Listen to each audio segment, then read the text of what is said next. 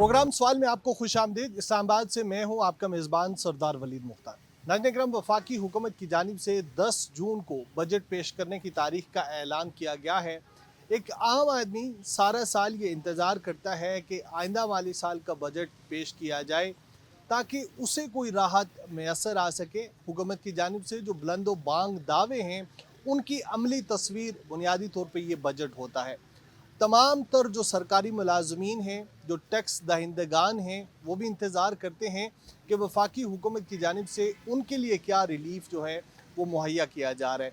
आम लोग उससे पूछते हैं कि वो इस बजट को लेकर क्या उनकी तवक्कुआत हैं और क्या हुकूमत की जो एक आम आदमी को रिलीफ पहुँचाने का ऐलान या दावा है, अमली तौर पर आवाम उससे कितनी तवक्कुआत वाबस्ता किए हुए। वालेकुम अस्सलाम। क्या नाम है आपका? अवैस। अवैस भाई, नए माली साल का बजट आ रहा है, क्या उम्मीदें हैं, क्या होने जा रहा है, एक आम आदमी के लिए क्या रिलीफ होगा आपके ख्याल से? कोई रिलीफ नहीं होगा, गरीब आदमी के लिए कोई रिलीफ नहीं है और रिलीफ तो सिर्फ हम ही लोगों के लिए है। हम गरीब लोगों के लिए क्या है, 383 रुपये लीटर पेट्रोल हो गया है। जब 200 रुपये था तो आवाम बाहर नहीं निकलती थी। तो आप देख लें, आपके सामने है कितनी महंगाई हो गई है। अच्छा, आप ये एक ऑनलाइन राइड सर्विस का काम करते हैं, तो ज़ाहिर है ईंधन की कीमतें इस वक्त तारीख की बुलंद तरीन सतह पे हैं। कैसे मुतासर होता है एक आम आदमी, आप जैसा, मुझ जैसा? बहुत मुश्किल है। अब यहाँ से 1 लीटर पेट्रोल में पहले हम पिंडी तक जा सकते थे, मतलब 1000-1200 की मजदूरी हो जाती थी। अब वही 1 लीटर पेट्रोल में 600-700 रुपये की मजदूरी होती है, उसमें हमें क्या बचता है और बाकी कंपनी को दे देते हैं। हमें तो कुछ भी नहीं बचता इसमें। यानी अगर 600-700 रुपये आप कमाएंगे, 700 रुपये मिसाल के तौर पे आप कमाते हैं, उसमें से 400 रुपये आपके ईंधन की कीमत, 1 लीटर पेट्रोल की कीमत, 300 रुपये आपको बचते हैं। तो कैसे निज़ाम कैसे चल रहे हैं? बहुत मुश्किल है। 300 में से भी 150 रुपये वो जो सा होता है वो इन ड्राइव पे चला जाता है ऑनलाइन, तो बाकी तो कुछ भी नहीं बचता। कुछ कहना चाहेंगे हुकूमत से? हुकूमत से यही अपील है कि पेट्रोल सस्ता कर दें बस। अच्छा, सिर्फ पेट्रोल या फिर नए माली साल में बजट में कोई और भी आपकी ये मुतालबात हैं? आप समझते हैं कि और भी चीज़ें हैं जिनका कम होना, उनकी कीमतों का कम होना ज़रूरी है? हर चीज़ है, जैसे आटा हो गया, घी हो गया, तो आप देख लें, आपके सामने है सारा कुछ। तो इसमें यह है कि सबसे रिलीफ यही है कि हमें हर चीज़ सस्ती मिले। गरीब आवाम के लिए यही सहूलत है। बजट से जहाँ बेशुमार तवक्कुआत वाबस्ता होती हैं, वहीं एक आम आदमी जो कि एक राइड सर्विस का काम करता है, मजदूरी करता है, वो ये तवक्को करता है कि हुकूमत कम अज़ कम अशिया ख़ुरोनोश की जो कीमतें हैं उनको आइंदा माली साल के लिए कम करेगी। क्या ये कीमतें कम हो पाती हैं या नहीं? मज़ीद लोगों से भी बात करते हैं और शहरी हमारे साथ मौजूद हैं, इनसे भी यही गुफ्तगू करते हैं। फरमाइएगा, क्या नाम है आपका? मोहम्मद तारिक। तारिक साहब, आइंदा माली साल का बजट आ रहा है, क्या तवक्कुआत है आपकी? सर जी, तक तो कुछ भी नहीं है, क्योंकि महंगाई इतनी है। महंगाई से गरीब आवाम बहुत तंग है। एक वक्त की रोटी उनको कमाना बहुत मुश्किल है। अब बिजली देखें, गैस देखें, तो गरीब आदमी के कितने अखराजात हैं। और वो मैं नहीं कह सकता कि इस बजट में वो कुछ हो सकता है। अच्छा, ये फरमाइएगा, हुकूमत जो बात आप कर रहे हैं, यहाँ दीगर बेशुमार लोग भी कर रहे हैं कि एक आम आदमी का गुजारा मुश्किल हो गया है। आपके ख्याल में ये सारी चीज़ें वफाकी हुकूमत को नज़र नहीं आ रही? जी बिल्कुल नज़र आ रही है उनकी। अब अपनी एक वो अपनी कर रहे हैं, कोशिश कर रहे हैं, लेकिन मुझे नहीं लगता कि गरीब आवाम के लिए कोई रिलीफ मिल जाए। क्योंकि हमें अगर 20,000 25,000 तनख्वाह है और उसमें इतनी महंगाई है, तो वो कहाँ से पूरा कर सकेंगे। तो मुझे नहीं लगता कि ऐसे कोई चांस है और हो सकता है। अच्छा, ये फरमाइएगा कि बजट जो है ज़ाहिर है आइंदा माली साल का, आपके ख्याल में इसमें कौन कौन सी ऐसी चीज़ें हैं कि जो सस्ती होनी चाहिए या जिन पे टैक्स को इस्तिस्ना हासिल होना चाहिए? सर जी देखिए, रोज़मर्रा की जो है दालें हैं, चावल है, घी है, ये गरीब आवाम ने यही खाना है और पेट के लिए ये सब कुछ ये करना है। तो जब तक ये नीचे नहीं आएंगे तो हमारे लिए कुछ भी नहीं है। तो हुकूमत से यही हमारी दरख्वास्त है कि ये चीज़ें अगर सस्ती हो जाएं तो हमारे भी थोड़े से रास्ते खुल जाएंगे और कोशिश करेंगे कि इस पे हम चल पाएँ। एक और शहरी हमारे साथ मौजूद हैं, इनसे भी यही गुफ्तगू करते हैं। फरमाइएगा, नए माली साल का बजट आ रहा है, क्या तवक्कुआत है? फ़िलहाल तो बड़ी बैड तवक्कुआत हैं एज़ पर जैसे लास्ट के हिसाब से, क्योंकि इस वक्त जो ऑयल की प्राइसेस हैं वो इतनी हाई हो चुकी हैं। उसके अलावा कोई भी आप ग्रॉसरी स्टफ़ उठा लें, लाइक आटा है, दाल है, चावल है, चीनी है, इवन था कि कोई भी आप मेडिसिन उठा लें, किसी चीज़ में कोई भी किसी तरीके से कोई रिलीफ नहीं है। और जो गवर्नमेंट इस वक्त हमारे ऊपर इस वक्त जो जो भी हमारे हुक्मरान हैं या जो भी हैं, उनसे हमें किसी किस्म की कोई तवक्को भी नहीं है कि उसमें कोई हमारे लिए कोई बेनिफिट की कोई चीज़ करेंगे। क्योंकि ऑब्वियसली हमारे जो बजट्स हैं वो IMF बनाते हैं, ठीक है ना जी। अब IMF की रिक्वायरमेंट्स हैं जी, वो उन्होंने पूरा करने ही करने हैं। आपको मैं अगर अपनी अपनी पर्सनल ओपिनियन बताऊं तो इस वक्त पेट्रोल कम नहीं होगा बल्कि और बढ़ेगा, ठीक है ना जी। डॉलर हमारा हमें डॉलर को हमने मसनू रोका हुआ है, अल्टीमेटली थोड़े टाइम के बाद वो भी बढ़ जाएगा, उसको आप छोड़ेंगे वो बढ़ जाएगा। उसका इम्पैक्ट हमारे आम मजदूर, आम लोगों पर, आम तबके पर आएगा। एक बंदा जिसकी सैलरी अगर 50,000 रुपये है, मैं गवर्नमेंट से कहता हूँ, वैसे शायद हमारे गवर्नमेंट ने शायद किसी की सैलरी 50,000 मुकर्रर ना की हो, लेकिन अगर फॉर एग्जाम्पल आप कहते हैं कि है, मैं कहता हूँ 50,000 रुपये में एक बंदा अपना घर चला के दिखा दे, जिसका 15,000 या 20,000 उसका रेंट हो, बिजली का बिल हो। इस वक्त जो बिजली का बिल, जो यूनिट हम इस वक्त पे कर रहे हैं, शायद ही मेरे ख्याल में दुनिया के किसी और मुल्क में इतना बड़ा यूनिट होगा जितना बड़ा यूनिट हम लोग पे कर रहे हैं। शायद हम वो पाकिस्तानी पहली कौम है जो 1 यूनिट के बदले 4 यूनिट पे कर रहे हैं। यकीन करें, जो इस वक्त रेट चल रहा है मार्केट में, जो चल रहा है ना। तो बजट में देखें, बजट अगर गवर्नमेंट बजट बना रही है तो हमारे जो ये गरीब तबका है, हमारा जो बेचारा कमज़ोर तबका है ना, उसको मद्देनज़र रखते हुए बजट बनाए। कम से कम एटलीस्ट एक सर्टेन सैलरी, पीपल लाइक किसी की 40,000 50,000 सैलरी है, या कट ऑफ लगा दे कि भाई जिसकी सैलरी 50,000 है उसको हम पेट्रोल पर इतना रिलीफ देंगे। वो अगर आटा लेने जाएगा, चावल लेने जाएगा तो उसको हम सब्सिडी देंगे। आपको पता है आज भी इंडिया में राशन कार्ड चलता है।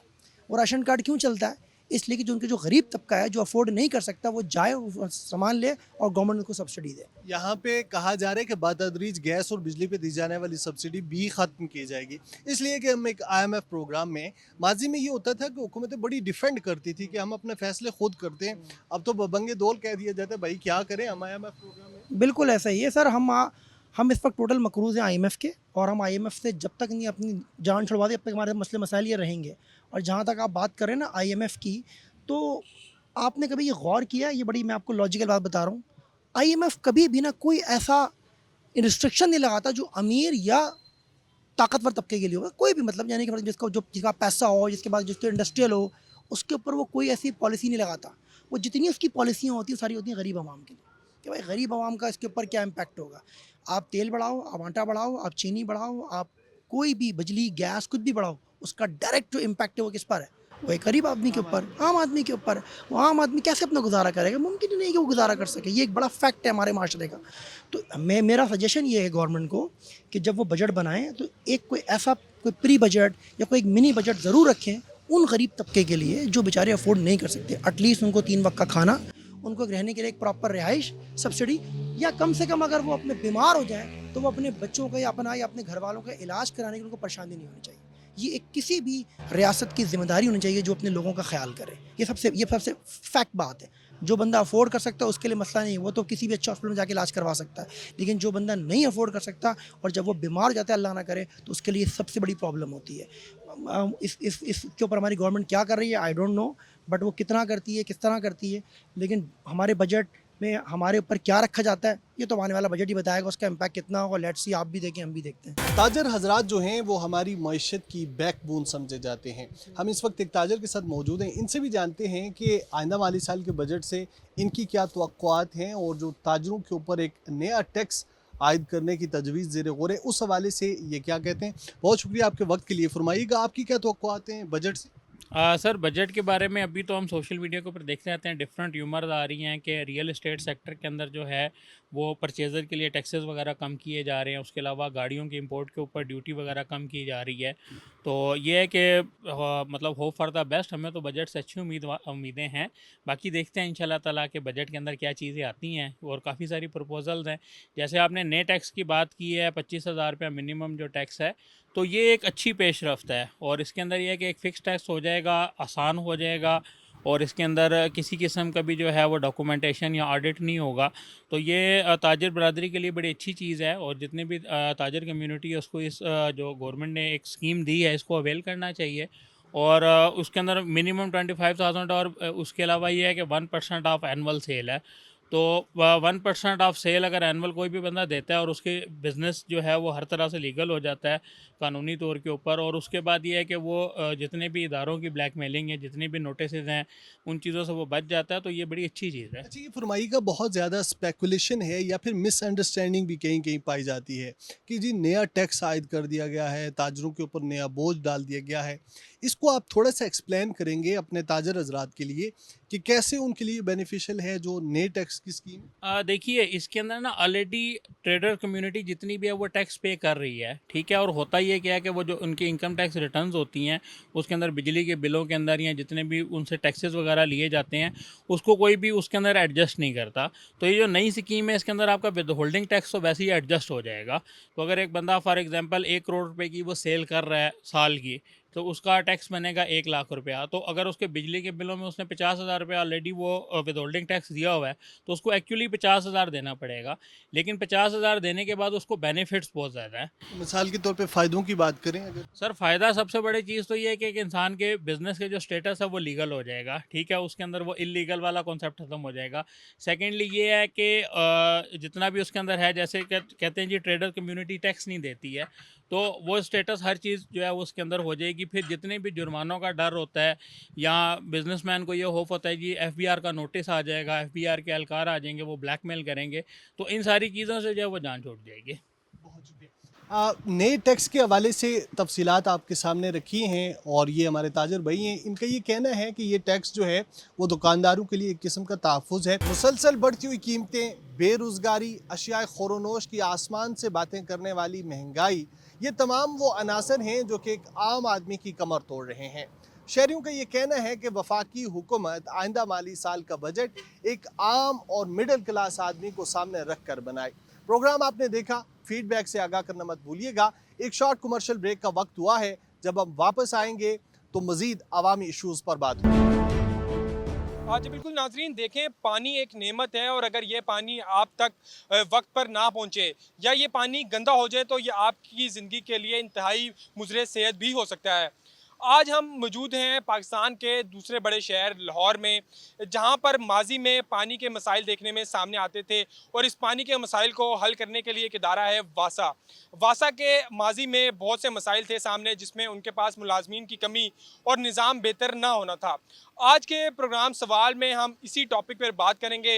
लाहौर के मुख्तलिफ इलाकों में जाएंगे, वहाँ पर पानी के मसाइल, फिल्ट्रेशन प्लांट आपको दिखाएंगे और ख़ास तौर पर वासा का जो लाहौर में हेडक्वार्टर है वो किस तरह काम कर रहा है और अब ये 41 शहरों तक जा पहुँचा है पंजाब के। तो ये मैनेजमेंट सिस्टम किस तरह चलता है, किस तरह इस तमाम मामलात को देखा जाता है, साफ़ पानी एक आम शहरी के घर तक किस तरह पहुँचता है, इस तमाम मसाइल पर आज प्रोग्राम सवाल में बात करेंगे। तो रहिए मेरे साथ। देखें वासा के हवाले से कि वासा क्या काम कर रहा है वो भी आपको दिखाएंगे।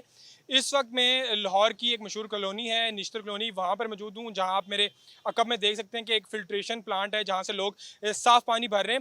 शहरी भी मौजूद है, उनसे बात करेंगे। अच्छा सर, वासा जो है वो ये दावे करता है कि जो बुनियादी सहूलत है साफ़ पानी की वो घरों में दी जा रही है, आप यहाँ से पानी भर रहे हैं, सख्त गर्मी है, क्या सूरत हाल है इस इलाके में पानी की, थोड़ी सा वो बताइएगा।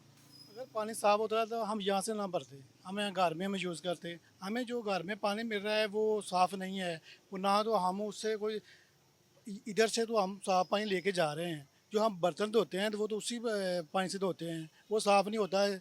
यहाँ तक कि वो जो बच्चे बीमार होते हैं साफ़ ना पानी होने की वजह। अच्छा, मैंने यहाँ पर काफ़ी शिकायत लोगों से सुनी है कि ख़ास तौर पर आज से 6 महीने पहले यहाँ पर कुछ पाइपों का काम हुआ था सुई गैस की जानिब से, उसके बाद से वासा का जो गटर का निज़ाम है वो मज़ीद ख़राब हो चुका है और पानी में जो है सप्लाई की टाइम स्मेल आती है, उस हवाले से थोड़ा सा बताएं। जिस स्मेल की तो बात छोड़ें, यहाँ तक कि गटरों का पानी पाइप लाइनों में आता है। बार बार हम शिकायत कर रहे हैं, हमारा जो हमार ब्लॉक का खसूसी तौर पर पानी बहुत गंदा आ रहा है। सीवरेज का निज़ाम है, ज़रा कि बारिश होती है वो ओवरफ्लो हो जाता है जगह। आए दिन ये जो सीवरेज का निज़ाम है वो हमार ब्लॉक का वो ठीक है। आज बिल्कुल देखें साफ़ पानी के हवाले से इलाके में क्या सूरत हाल है वो हमने दिखाई। मज़ीद भी इलाकों में गए हैं, वहाँ पर भी शहरियों से बात की। इस वक्त भी मेरे साथ एक शहरी मौजूद है, उनसे बात करेंगे। अच्छा भाई बताएं कि ये एक बड़ा इलाका है, यहाँ पर बड़ी आबादी है, लेकिन यहाँ पर जो सीवरेज का निज़ाम है वो भी मुतासिर है, साफ़ पानी भी लोग कहते हैं कि हम जो है वो पैसे ख़रीद के जो है वो पी रहे हैं, क्या सूरत हाल है थोड़ी सी बताइएगा। जी बिल्कुल ऐसे ही है, साफ़ पानी मुहैया नहीं है यहाँ पे। और दूसरी बात है पीने का जो साफ़ पानी है हम पैसे दे कर ख़रीद के पानी पीते हैं। और जो इधर सीवरेज का निज़ाम है, बारिश बाद में होती है, पानी पहले गलियों में इकट्ठा हो जाता है और सीवरेज भी बिल्कुल नहीं ठीक यहाँ पे। अच्छा, हमने देखा है कि डिस्पोजल है यहाँ पर बना हुआ है मेन पे, तो जब आप लोग कंप्लेंट करते हैं यहाँ पर वासा की, तो क्या उनका प्रोग्रेस, जो मुलाजमीन है उनकी प्रोग्रेस क्या होती है, थोड़ा सा वो भी बताएं इस इलाके के हवाले से। जी बिल्कुल, जब भी हम फ़ोन करते हैं कोई अमला नहीं आता यहाँ पे, कोई किसी की बात ही नहीं सुनते।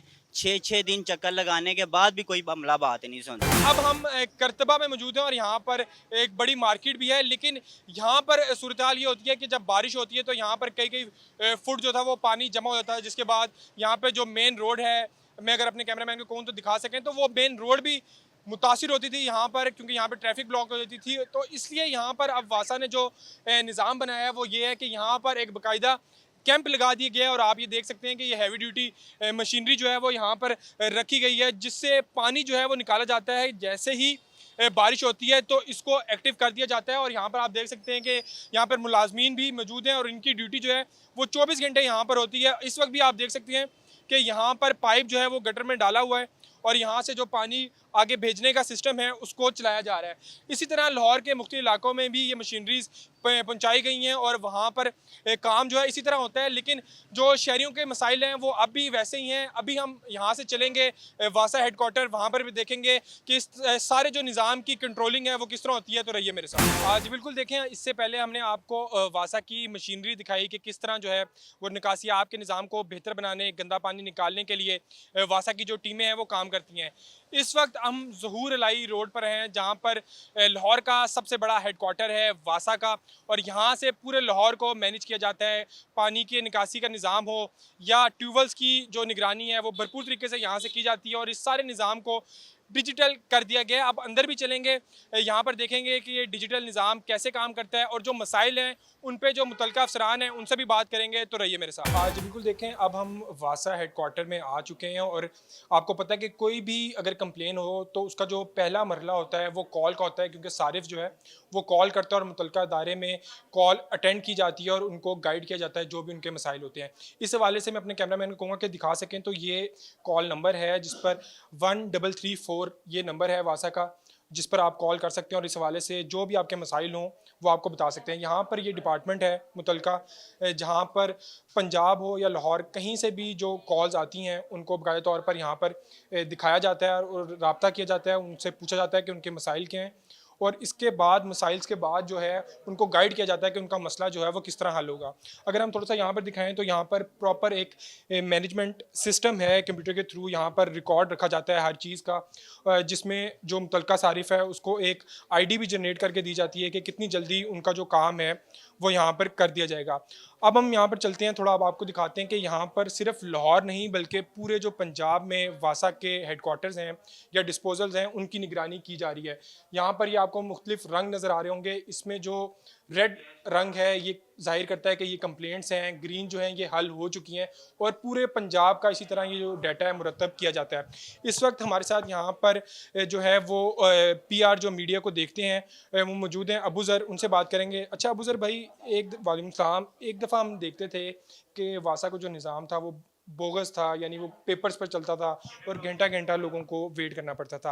अब हम यहाँ पर देख रहे हैं कि एक सेंट्रलाइज निज़ाम है और उससे ये सारी चीज़ें जो है मैनेज की जा रही हैं। थोड़ा सा हमें गाइड करें कि किस तरह यहाँ पर काम होता है। ये तो पहला मरला है कॉल का, तो थोड़ा सा हमें गाइड कीजिए। जी, वज़ीर आला पंजाब मरीम नवाज शरीफ के विजन के मुताबिक वासा लाहौर जो है ना, एमडी वासा की क़यादत में आपने सारा देखा होगा, अब हमारा सारा सिस्टम जो है वो डिजिटलाइज हो चुका है। इसके अंदर जहाँ पे अब हम खड़े हैं ये हमारा सपोर्ट सेंटर है 1334, जिससे आप लोग कंप्लेंट करते हैं। जो आम सारिफ है अगर वो कंप्लेंट करता है तो वो कंप्लेंट यहाँ पे ही अटेंड होती है। और ये सिर्फ ये नहीं है कि जी लाहौर, आप देखें यहाँ पे ये स्क्रीनें लगी हुई हैं, और आप अगर देखेंगे यहाँ पे 2 स्क्रीनें हैं, इसके अंदर एक लाहौर का सारा डेटा है कि जी हर टाउन में कितनी कंप्लेंट्स आ रही हैं, कितनी रिजॉल्व हुई, इवन के जी यहाँ पे जो ना एवरेज उसका रेजोल्यूशन टाइम वो भी दिखाया जा रहा है। इसी तरीके से जो दूसरी साइड है इसके अंदर पूरे जो 41 सिटीज़ के अंदर जब वासा बन चुका है, अब वहाँ का अगर कोई भी सारिफ कहीं से कंप्लेंट करता है तो आपके सामने है यहाँ पे हर एक कंप्लेंट का मुकम्मल डेटा है, कौन सी रिजॉल्व हुई, कौन सी नहीं हुई, कौन सी एस्केलेटेड है। तो ये सारा जो है ना, आज बिल्कुल इससे पहले हमने आपको दिखाया कि किस तरह जो है सारिफिन की शिकायत यहाँ पर डिजिटल तरीके से ली जा रही हैं। इस वक्त मेरे साथ एमडी वासा गफरान अहमद साहब मौजूद हैं, उनसे बात करेंगे। अच्छा सर, हम लाहौर के मुख्तलिफ इलाकों में गए, शहरी जो हैं अब आहिस्ता आहिस्ता वासा से खुश दिखाई देते हैं। उनका ये कहना है कि ख़ास तौर पर जो साफ़ पानी के मसाइल हैं वो भी हल हुए हैं। कुछ जगहों पर इस तरह के मसाइल हमने देखे कि जहाँ पे नलके वगैरह वगैरह उतरे हुए हैं या थोड़े से मसाइल हैं। अब सर मुझे ये बताइएगा कि हमने देखा है निज़ाम काफ़ी डिजिटल हो गया है, आप खुद भी निगरानी कर रहे हैं, थोड़ा सा बताएं कि किस तरह आप लोग इसको मैनेज करते हैं और जो आपके पास कंप्लेंट्स आती हैं उनका भी थोड़ा सा बताइएगा। जी बिस्मिल्लाहिर्रहमानिर्रहीम। देखिए हमारे डिफरेंट सोर्सेज हैं कंप्लेंट्स के। सब मेजर सोर्स तो हेल्पलाइन है 1334। इसके अलावा हमारा एक व्हाट्सएप नंबर भी है और सोशल मीडिया के भी हैं बहुत। उसके अलावा हमारे हर सब डिवीज़न्स में डिजिटल कंप्लेंट सेंटर्स भी बनाए हुए हैं और डिफरेंट लोकेशंस पे, ताकि वो वाकिन भी हो सकती है। तो ये तमाम कंप्लेंट्स जो हैं हमने या तो हेल्पलाइन की हैं, सोशल मीडिया की हैं, और अगर हमारे डिजिटल कंप्लेंट सेंटर्स में भी आते हैं, वाकिन भी हैं, तो हमने कंप्लेंट सेंटर्स में भी टैबलेट्स दिए हुए हैं। वो तमाम एक ही कंप्लेंट मैनेजमेंट सिस्टम में आ जाती हैं, क्योंकि उससे मॉनिटरिंग ईजी होती है। तो वहाँ से फिर हम मॉनिटर किए जाते हैं। इसका एक्सेस हर डायरेक्टर को दी हुई है, एसडीएस को दी हुई है। वो वॉच कर रहे होते हैं कि जी कौन सी कंप्लेंट्स आई हैं, और उसमें हमने रेजोल्यूशन टाइम जो है 48 आवर्स का, वैसे इन हाउस हमने 24 आवर्स किया हुआ है, और हम 24 आवर्स के हिसाब से रिस्पेक्ट जो है ना, विद रिस्पेक्ट टू 24 आवर्स हम उसको मॉनिटर करते हैं। नहीं तो अदरवाइज वो एस्केलेटेड में चले जाते हैं, फिर उससे पूछा जाता है कि क्यों एस्केलेटेड में हुई है और क्यों नहीं टाइमली अटेंड हुई। अच्छा सर, हमने हमने एक मसला जो देखा हालिया जो अरसा था, उसमें काफ़ी जगहों पर तरक्याती काम भी जारी थे। वासा के जो पाइप थे, जिन इलाकों में सीमेंट के पाइप थे, वहाँ पर जब सुई गैस का अमला काम कर रहा था, ज़ाहिर बात है वो सुई गैस के अफसरान बेहतर बता सकते हैं, लेकिन उन्होंने भी, क्योंकि वहाँ पे प्राइवेट ठेकेदार थे, उन्होंने काफ़ी आप लोगों की पाइपलाइनें जो हैं वो तबाह की। शहरी भी हमें ये बताते नज़र आते हैं। उस वाले से जब अब वो चीज़ें तबाह हो चुकी हैं, उस पे भी अमला आप लोगों का और आप लोग खुद जो है वो काम कर रहे हैं, थोड़ा सा वो भी बता दें। देखिए, क्योंकि वासा का सिस्टम अंडरग्राउंड सिस्टम है, सीवरेज सिस्टम है, ये वाटर सप्लाई सिस्टम है, तो कोई भी एजेंसी जब काम करने आती है तो उसमें डैमेजेस डेफिनेटली होते हैं। अब पर कोई एमसीएल है या एलडी है, कोई भी रोड एजेंसी जब आती है तो वो भी सारा मलबा सीवर लाइंस में जाता है, जिसकी वजह से कंप्लेंट्स बढ़ती हैं, सीवर लाइंस चोक होती हैं, वाटर सप्लाई लाइंस डैमेज होती हैं। तो एक्चुअली तो उनकी रिस्पॉन्सिबिलिटी होती है, लेकिन वासा उनके साथ कोऑर्डिनेशन में रहता है और ताकि उनसे हम करवा सकें। कंप्लेंट्स भी बढ़ती हैं। तो ये इस तरह के डैमेजेस तो डेफिनेटली जब कोई डेवलपमेंट होगी, कोई भी एजेंसी काम करने आएगी, जब हम भी काम करते हैं तो बहुत सारे दूसरों के नेटवर्क या इंफ्रास्ट्रक्चर को डैमेजेस आते हैं, वो बरीड सिस्टम होते हैं। तो ये आपस में एक लाइजान होता है कि तमाम डिपार्टमेंट्स का, तमाम एजेंसीज़ का, और इस कोऑर्डिनेशन में वो काम करते हैं तो चीज़ें ठीक हो जाती हैं। हाँ जी, बिल्कुल देखें, मैं वासा हेडक्वार्टर में हूँ और यहाँ पर डिजिटल निज़ाम के तहत पूरे लाहौर की जो निगरानी है वो की जा रही है। मैं अपने कैमरामैन को कहूँगा कि थोड़ा सा दिखा सकें। तो यहाँ पर जो है ये निगरानी की जा रही है, जो मल्टीपल ऑफिसेज़ हैं उनको भी देखा जाता है कि वहाँ पर मुलाजमीन कैसे काम कर रहे हैं। जबकि जो बड़ी स्क्रीन आप देख रहे हैं, यहाँ पर भी जो है व्हीकल ट्रैकिंग हो, जनरेटर चलने, डैशबोर्ड, तमाम चीज़ों को जो है यहाँ पर रखा गया, जिसकी निगरानी यहाँ से की जाती है। और अगर कहीं भी मसाइल का सामना होता है तो वो दिखाया जाता है। मैं यहाँ पे ऑपरेटर को कहूँगा कि अगर थोड़ा सा दिखा सकें, जो अंडर पासिस हैं, ख़ास तौर पर अंडर पासिस के हवाले से भी, ये अंडर पासिस हैं जिनको मॉनिटर किया जाता है। और ये लाहौर की वो शाहराएँ हैं जो बड़ी अहम शाहराएँ जहाँ से ट्रैफिक सिग्नल फ्री गुजरती है। और जैसे ही यहाँ पर पानी खड़ा होता है तो फौरी तौर पर वासा का जो अमला है वो वहाँ पर पहुँचता है और पानी को निकालता है। और इसी तरह जो इलाकों में ट्यूबवेल्स हैं जिनसे सप्लाई, साफ़ पानी सप्लाई किया जाता है, उनकी भी निगरानी यहाँ से ही की जाती है। अब हमारे साथ यहाँ पर मौजूद हैं डायरेक्टर प्लानिंग हैं मुदस्सिर जावेद। उनसे बात करेंगे और उनसे पूछेंगे कि किस तरह निगरानी की जा रही है। और वो डायरेक्टर प्लानिंग भी हैं लाहौर के, तो उनसे पूछेंगे कि इन फ्यूचर जो है क्या काम वासा करने जा रहा है। और ख़ास तौर पर जो साफ़ पानी के मसाइल हैं, क्योंकि कुछ ट्यूबवेल जो हैं वो ऐसे भी होते हैं जो पुराने हो चुके हैं, वो उतना पंप से पानी प्रेशर नहीं दे सकते, तो उस हवाले से भी बात करेंगे। सर, सबसे पहले तो आपका थैंक यू कि आपने टाइम दिया। सर, साफ़ पानी एक बुनियादी ज़रूरत भी है और लाहौर में मसला भी बन चुका है, क्योंकि उसकी वजह यह है कि आबादी हमारी बड़ी तेज़ी से बढ़ रही है और पानी जो है वो दिन ब दिन नीचे जा रहा है, जो कि एक मसला है। सर, ये बताएं कि साफ़ पानी के हवाले से वासा जो है वो क्या काम कर रहा है, पहले तो थोड़ा सा ये बता दें। जी, thank you for coming. Basically वासा का जो मैंडेट है वो वाटर सप्लाई प्रोवाइड करना, ड्रेनेज प्रोवाइड करना और जो हमारा रेवेन्यू है उसकी स्ट्रीम को बेहतर करना है। तो लाहौर क्योंकि एक मेट्रोपॉलिटन सिटी है और यहाँ पर जो पॉपुलेशन है वो मोर देन 10 मिलियन है, तो जब भी बड़ा सिटी होता है वहाँ पे चैलेंजेस भी ज़्यादा होते हैं। वहाँ पे ड्रेनेज चैलेंजेस, अर्बन फ्लडिंग के चैलेंजेस ज़्यादा होते हैं। फिर पानी की जो डिमांड है वो ज़्यादा बढ़ती रहती है। जो ट्यूबवेल्स हैं हमारे 600 ट्यूबवेल्स जो हैं अब इस टाइम लाहौर में ऑपरेट हो रहे हैं और जिसके थ्रू हम 500 मिलियन गैलन पानी डेली जो है वो लोगों के घरों तक पहुँचाते हैं। जो ट्यूबवेल्स की O&M के इशूज़ हैं वो डे टू डे जो है वो ऑपरेशनल इश्यूज़ हैं और डेली वो कंप्लेंट्स आती भी हैं, ब्रेकडाउन्स भी होते हैं और वो जो हमने टाइम गिवन दिया होता है उसके अंदर उसको रिजॉल्व भी किया जाता है। जो पानी के ड्रेनेज के मसाइल हैं उसमें आपने देखा है कि हमने इस बार टैंक्स भी जो है वो 13 पॉइंट्स पर बना दिए हैं। और उसके अलावा ये हमारा जो कंट्रोल रूम है यहाँ पर तमाम के तमाम जो ऑपरेशंस हैं उसकी एफिशिएंसी को मॉनिटर किया जाता है। एफिशिएंसी को मॉनिटर करने का ये फ़ायदा होता है कि जहाँ पर आपके मतलब लैब्स हैं, जहाँ पे आपके गैप्स हैं, उसको आप जो है एक रूफ के अंडर फुलफिल कर सकते हैं। प्रोग्राम सवाल के साथ मैं हूं आपका मेज़बान ताला मखदूम। आज हम शहर के जिस मसले पर बात करेंगे वो एक ऐसा मसला है, चाहे शहर के पोश इलाके हों, कच्ची आबादियां हों या मज़ाफ़ाती इलाके, तमाम के मकीन ये कहते नज़र आते हैं कि उनको पानी मैसर नहीं, अगर मैसर है तो महंगे दामों वाटर टैंकर के ज़रिए। ये असल मसला क्या है, शहर में पानी कितना है, ये तमाम बातें करेंगे हम कुछ शहरियों से और हुकूमती अहदेदारों से कि वो क्या कहते हैं, ये मसला क्यों हल नहीं होता। जी बिल्कुल, कराची में जैसे ही गर्मी की शिद्दत में इजाफा होता है तो सबसे बड़ा शहर में मसला पैदा होता है पानी के बहरान का। जैसे जैसे गर्मी की शिद्दत में इजाफा हो रहा है वहीं कराची में पानी का बहरान जो है वो शिद्दत इख्तियार करता जा रहा है। किसी भी इलाके में चले जाएँ शहर के, चाहे वो डिस्ट्रिक्ट कोरंगी का हो, डिस्ट्रिक्ट ईस्ट का हो, डिस्ट्रिक्ट सेंट्रल का हो या डिस्ट्रिक्ट वेस्ट का हो, डिस्ट्रिक्ट किमाड़ी का हो, कहीं भी चले जाएँ पानी की हाहाकार नज़र आती है। शहरियों से पूछो तो उनका यही कहना है कि पानी उनको लाइनों के ज़रिए मैसर नहीं, लेकिन जो टैंकर हैं उनके ज़रिए महंगे दामों ख़रीदने पर मजबूर है, या तो फिर जो मुतालिका एक्सीएन होता है वो जो है वो मोनोपोली करता है, वो जो है वो पानी को इधर से उधर मोड़ने के जो है वो महारत रखता है, लेकिन शहरियों को पानी नहीं मिलता। गुज़िश्ता दिनों देखा गया शहर में जो है वो बड़ी तादाद में जो है मवेशी मंडियाँ लगी ईद उल अज़हा से कबल, वहाँ जो है वो पानी की सप्लाई होती रही, लेकिन शहर के बेशतर इलाकों में पानी की सप्लाई नहीं थी। इसी तरह से अभी हम जो पहुँचे हैं वो कराची का इलाका सुजानी टाउन है, वहाँ जो है वो पहुँचे हैं जहाँ पर पानी की सप्लाई चंद रोज़ कबल तक जो है वो बेहतर थी, मामूल के मुताबिक तो नहीं थी लेकिन बेहतर थी। लेकिन अचानक यहाँ पे जैसे गर्मी की शिद्दत में इजाफा हुआ है, यहाँ पे भी जो है वो पानी की किल्लत का सामना कर रहे हैं शहरियों का क्या कहना है, आइए उनसे जानते हैं।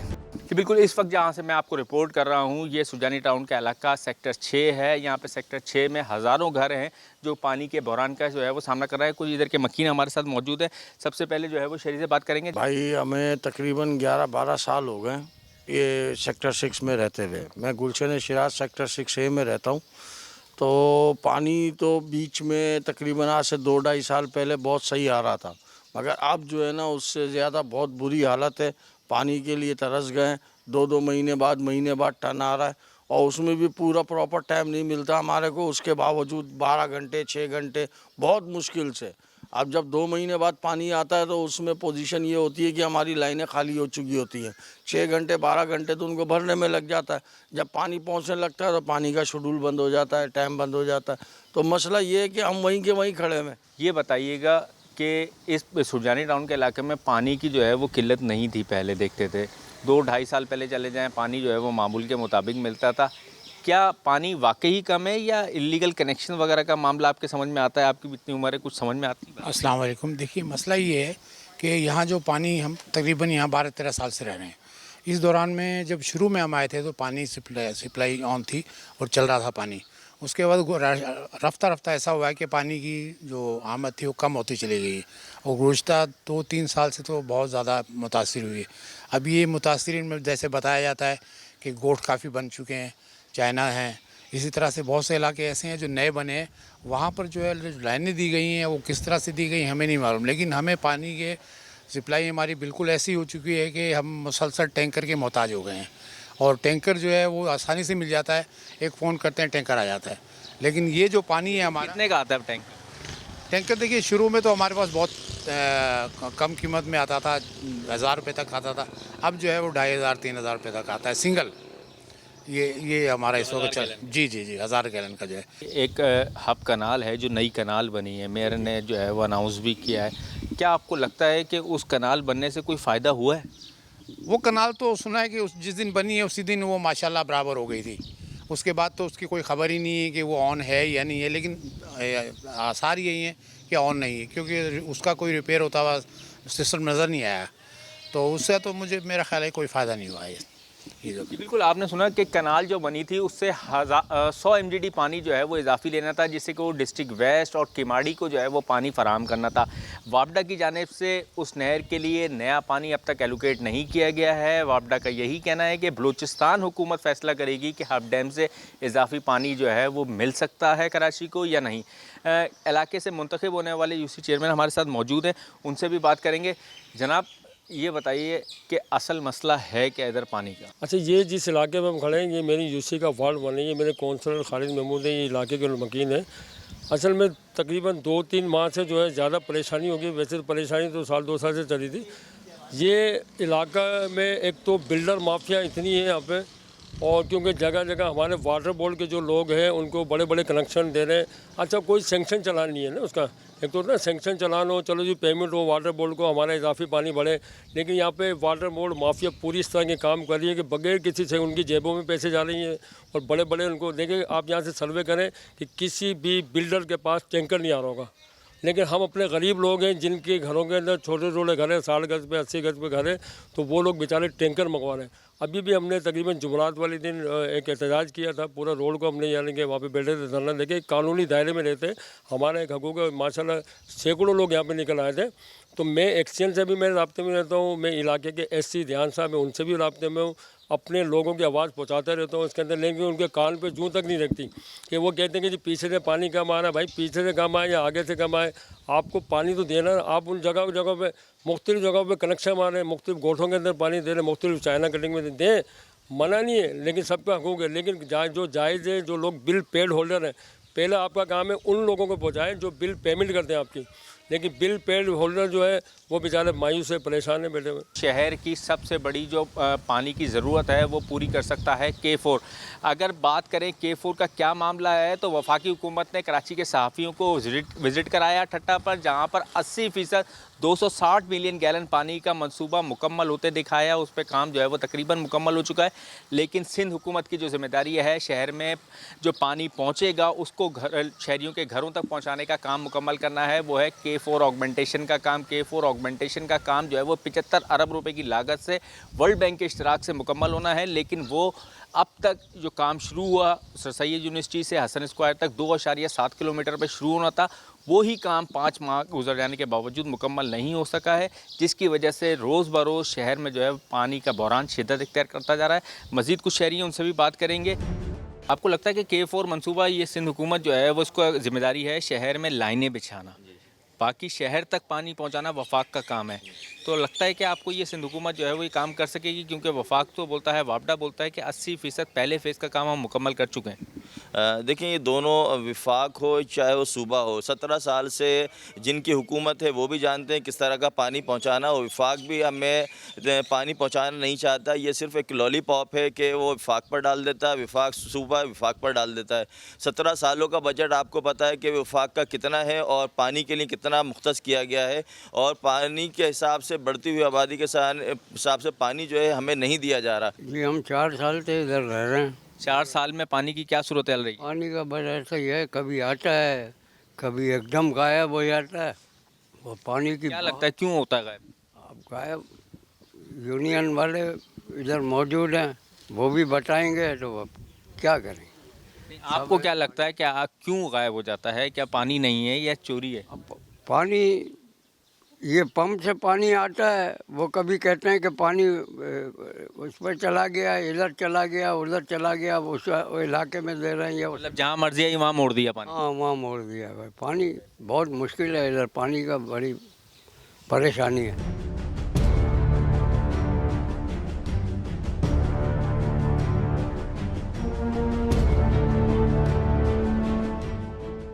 जी बिल्कुल, अवामी हलकों में तो आपने बात सुना कि जो है वो जहाँ जाओ वो पानी की जो है वो सूरत हाल जो ख़राब होती नज़र आती है, बहरान जो है वो शिद्दत इख्तियार कर रहा है। इसकी वजह क्या है, शहर में पानी अचानक क्यों कम हुआ है, इसके हवाले से हम बात करने के लिए पहुँचे हैं। डिप्टी मेयर कराची हैं सलमान अब्दुल्ला मुराद साहब, उनके लिए बहुत शुक्रिया सर आपने वक्त देने का। सलमान भाई ये बताइएगा कि अचानक पानी की एक बहरान में इजाफा हुआ है, क्या वजह है, क्यों जो है वो शहर में पानी अचानक कम हो गया?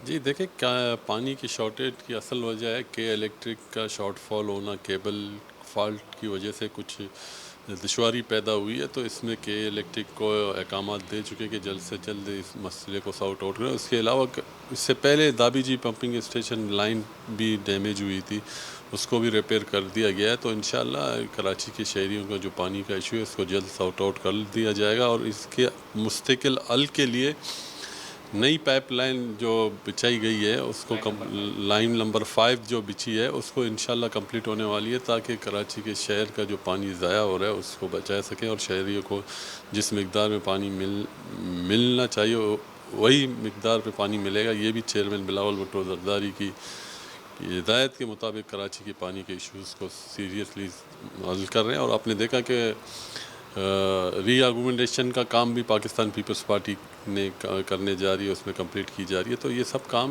आवाम की खिदमत के लिए कर रहे हैं। जो लोग मनफी फ़िक्रमंदा करते हैं ज़रा उन्हें भी ये बात समझ आनी चाहिए कि ये शहर हम सब का है, सिर्फ मेयर या डिप्टी मेयर या पाकिस्तान पीपल्स पार्टी आपका भी, आपको भी शहर के लोगों ने मुंतखब करके ऐवानों में भेजा, तो आपकी भी जिम्मेदारी बनती है कहीं कहीं आप भी आवाज़ उठाएं कराची के लिए। आखिरी बात सलमान भाई ये पूछूंगा कि ये के इलेक्ट्रिक जो है वो आपके पंपिंग स्टेशन एग्जेम्प्टेड हैं लोड शेडिंग से, वहाँ ब्रेकडाउन की सूरत में जो है वो अचानक शटडाउन लिया, ढाबे जी पे के इलेक्ट्रिक ने बगैर इतला दिए जो है वो शटडाउन लिया, आपका हम पंपिंग है या एनी के है, इधर केबल फॉल्ट्स की वजह से हुआ है। तो के इलेक्ट्रिक से कभी आपकी कहीं बात हुई है कि जी अचानक ये इसकी वजह से हमारे जो है वो शहरियों को तकलीफ का सामना करना पड़ता है? देखिए, के इलेक्ट्रिक एक प्राइवेट इदारा है जो आप उसकी मर्ज़ी है, जब लाइट ऑन करें जब बंद करें, इतला दिए बगैर किया तो उस पर एक्शन लिया जाएगा। और इस तरह पूरे शहर को कर्ब में मुब्तला करना ये के इलेक्ट्रिक की ज़्यादती है। तो इस पर हमने नोटिस मेयर साहब ने लिया है और इंशाल्लाह इस पर कार्रवाई भी की जाएगी कि जो भी अगर शॉर्ट फॉल्ट हो कोई भी हो तो आपको इतला दे देनी चाहिए, ताकि हम अल्टरनेट कोई और बंदोबस्त करते। तो ये के इलेक्ट्रिक की गफलत की वजह से कराची के शहरियों को दुश्वारी का सामना करना पड़ रहा है। मिनी पाकिस्तान है कराची, जहाँ पे 3 करोड़ लोग रहते हैं, तो उनके साथ ये ज़्यादती करना मुनासिब नहीं है। तो इस सिलसिले में मेयर साहब ने नोटिस लेते हुए वो MD वाटर बोर्ड और वायसा के चेयरमैन से मुलाकात के लिए गए हैं और ये बात उनके नॉलेज में लाएंगे ताकि इस बात का नोटिस लिया जाए। बिल्कुल आपने सुना, ये डिप्टी मेयर जो है वो उनका यही कहना था कि शहर में जो है वो पानी की शॉर्टेज पे ना सिर्फ जो है वो संजीदगी से लिया जा रहा है, उस पर नोटिस भी लिए जा रहे हैं, वफाक को भी मदाखलत करने का जो है वो कहा है। उम्मीद यही है कि शहर में पानी का मसला जल्द अज जल्द हल हो जाए। आज प्रोग्राम सवाल में आपने देखा कि किस तरह शहरी तकलीफ़ का सामना कर रहे हैं, उनको पानी मैसर नहीं, लेकिन हुकूमती अहदेदार अब भी वादों और दावों से काम ले रहे हैं और उनका कहना यही है कि शहर में पानी मौजूद है। शहरियों की तकलीफ़ कम से कम करने के लिए हर मुमकिन कोशिशें कर रहे हैं, इस उम्मीद के साथ कि शहरियों के मसाइल हल हों, शहरियों को पानी जैसी बुनियादी सहूलत मैसर आए। अपने मेज़बान तला मखदूम को दीजिए इजाज़त। अल्लाह ने के बाद।